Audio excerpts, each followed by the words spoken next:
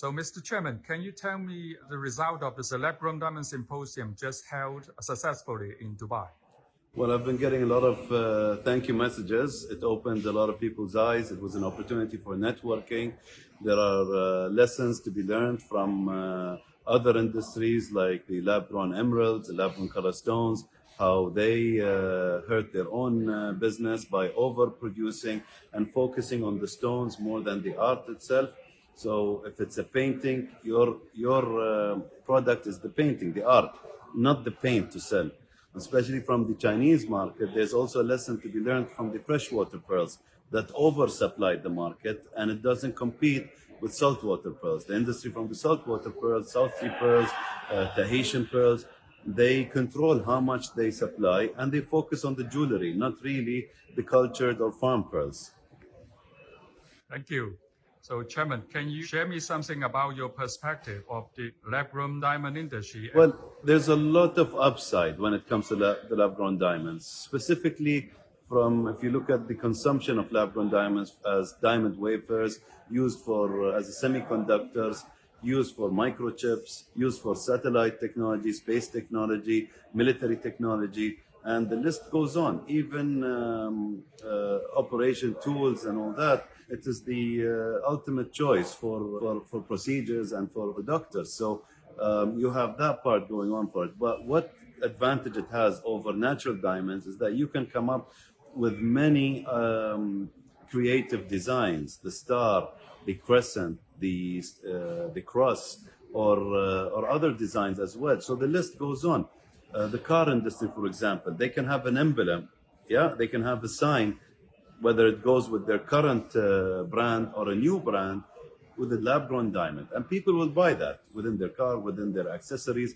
Plus, there's this section of the market that was never going to buy natural diamonds, or at least not high-end, expensive natural diamonds. Those can now afford the same kind of jewelry, only at a lower price. So if there's a bracelet of diamonds that cost about 10 or 20 million, you can have that same bracelet in lab-grown diamonds costing $100,000 or $200,000. Then also you have those who avoid things that come naturally. For example, those who never buy a leather jacket, would rather buy a jacket made of pineapple skin. These type of groups, we're never going to touch natural diamonds. So you have them as a new market that you can capture into the jewelry industry. What will the DMCC or DDE do on this new material as a new future? Well, we're one of the first, if not the first exchange to open our doors to lab-grown diamonds. The first ever lab-grown rough diamond tender happened in the Dubai Diamond Exchange a few years ago. We gave a certificate of thanks to that same company as well yesterday. So as long as they disclose, we're happy. I think it just complements it. So more education, more awareness, and it keeps the factory workers busy. It keeps the market available. As you know, with the natural diamonds, it depends on the production of the mines. With lab-grown diamonds, you have a consistent supply. Can you say something to the Chinese lab-grown diamond industry? To the Chinese lab-grown diamond industry, keep up. You're a big player. You're a big part of this industry. It's, India's known to be producing diamonds, but we know that China, when they make a move, we feel it in the industry. So, whether it's Macau, whether it's in Guangzhou, Shenzhen, and other places, not to worry about the future of lab-grown diamond industry. The tech industry will continue to consume this market, continue to utilize it, and as soon as it becomes mainstream, it will be just as valuable as silver and gold, because silver is used for tools, medical tools, antivirals, antibacterial, and big pharma do invest, or at least have contracts with silver mining companies.